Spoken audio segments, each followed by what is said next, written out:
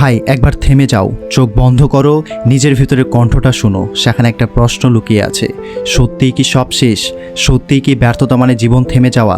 না ভাই, এই যে তুমি এখন শুনছো, হয়তো তোমার চোখে পানি, হয়তো তোমার মনটাও ভারী হয়ে আছে, কিন্তু বিশ্বাস করো, তোমার এই ব্যর্থতা, তোমার কষ্ট, তোমার অপমান তোমার ওই শক্তি হতে পারে। ব্যর্থতা মানেই শেষ না, এটা তো আসলে শুরু, একেবারে নতুন করে জেগে ওঠার শুরু। এই সমাজ, যে সমাজ নম্বর কম পেলে তোকে ফেল বলে ডাকে, যে সমাজ চাকরি না পেলে তোকে অকর্মা ভাবে, যে সমাজ তোকে জাজ করে শুধুমাত্র বাইরের সাফল্য দিয়ে, তাদের কি একটুবারও প্রশ্ন করেছিস তারা নিজের জীবনে কতবার ব্যর্থ হয়েছে, কতবার লুকিয়ে কেঁদেছে, নিজেকে গুটিয়ে নিয়েছে আর অন্যের সামনে মুখোশ পরে হেসেছে?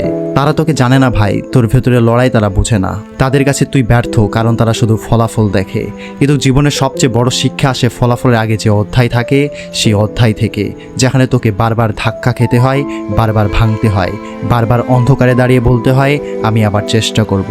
এটাই তো আসল বিজয়। স্কুল পর্যায়ে পরীক্ষায় ফেল মানে নাকি ফেল্ড পারসন, কিন্তু কেউ বলে না প্রশ্নটা তোকে মানসিকভাবে কতটা ভেঙে দিয়েছে, তুই কতটা সময় নিয়ে লড়েছিস, কতটা ভয়কে জয় করার চেষ্টা করেছিস। সবাই শুধু নম্বর চাই, সিজিপিএ, মার্কশিট আর সার্টিফিকেট, কিন্তু তুই যদি আজ পড়াশোনায় ভালো না করিস, তোর কি সত্যি ভবিষ্যৎ নেই?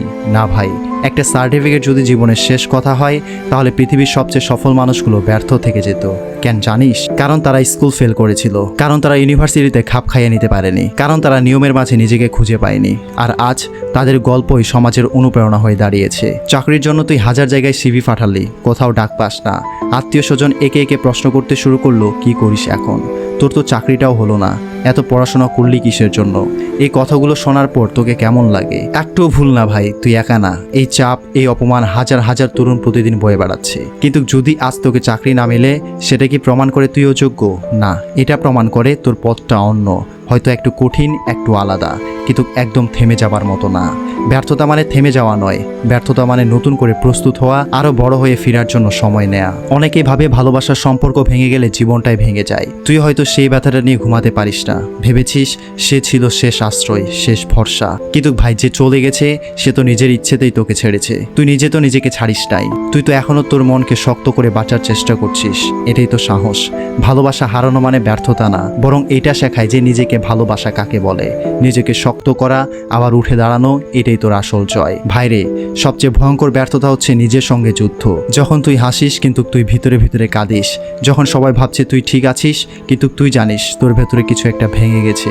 এই জায়গায় আসলে কেউ পাশে থাকে না। সবাই বলে পজিটিভ থাক, স্ট্রং হও, কিন্তু কেউ বোঝে না স্ট্রং হতে কতটা কষ্ট লাগে। একাকি লড়তে লড়তে কত রাত না ঘুমিয়ে কাটে, নিজেকে চুপচাপ বোঝাতে হয় আর একটু সময় দে নিজেকে। এই ব্যথা কেউ বোঝে না। তাই তুই যদি আজ হার না মানিস, তুই যদি এখনো নিজেকে বোঝাতে পারিস আমি পারবো, তাহলে তুই জিতে গেছিস ভাই। কারণ সবচেয়ে বড় বিজয় হলো নিজের উপর বিশ্বাস রাখা। তুই জানিস সবচেয়ে বড় বিজয়ীরা বারবার হেরেছে, তারা এক একবার পড়ে গিয়ে আবার উঠে দাঁড়িয়েছে। কেউ তোর গল্প জানবে না, কেউ জানবে না তুই কত রাত জেগে কেঁদেছিস। তারা শুধু জানবে তুই আজ জিতে গেছিস, আর সেদিন তারা বলবে ভাই তুই তো ভাগ্যবান ছিলি। কিন্তু তুই জানবি এই ভাগ্য গড়ে তুলতে তুই কতটা পুড়েছিস, কেটেছিস, একলা থেকেছিস। আর এখন যদি ব্যর্থতা আসে, তুই ভয় পাবি না, বরং বলবি এসো আমাকে পরীক্ষা করো, আমি প্রস্তুত। ভাই, তোকে একটা কথা বলতে চাই, সত্যি ব্যর্থতা মানে শেষ না। তুই যদি আজ হেরে গেছিস, বুঝে নিস তুই চেষ্টা করেছিস। তুই যদি আজ থেমে গেছিস, বুঝে নিস তোর সামনে আরো বড় কিছু অপেক্ষা করছে। তুই এখনো শেষ হয়ে যাস নাই, তোর লড়াই শেষ না, তোর স্বপ্ন এখনো জেগে আছে। এই পৃথিবীটা তাদের জন্য না যারা সবকিছু পেয়ে গেছে, এই পৃথিবীটা তাদের জন্য যারা হারতে হারতেও আবার উঠে দাঁড়ায়। তুই একবার না হাজারবার ব্যর্থ হও, কিন্তু থামিস না ভাই, কারণ ব্যর্থতা মানে শেষ না, এটা তোর গল্পের আসল শুরু মাত্র।